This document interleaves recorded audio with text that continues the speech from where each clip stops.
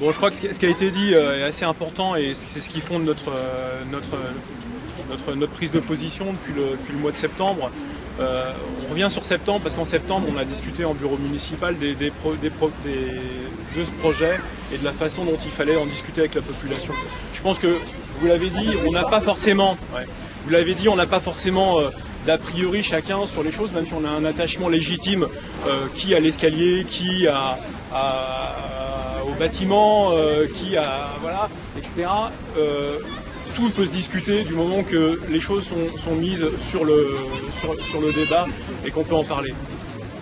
Ce que je retiens, c'est effectivement un gros problème, un gros déficit démocratique. Donc, vous l'avez signalé, malheureusement, notre texte fait ce constat-là aussi.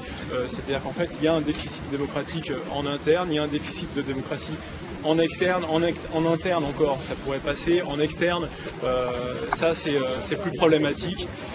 Je pense qu'effectivement, vous avez fait référence à la Révolution française. On a un problème dans cette France, c'est un camarade communiste anglais qui nous disait ça, qu'en fait en Angleterre, ils ont quand même une monarchie relativement démocratique, alors que nous avons une démocratie qui est en fait un empilement de petites monarchies. Donc il y a une nécessité à reprendre réellement la façon de faire la démocratie en France, de repenser les institutions au plus haut niveau pour qu'on n'ait plus ce genre de déficit au niveau local.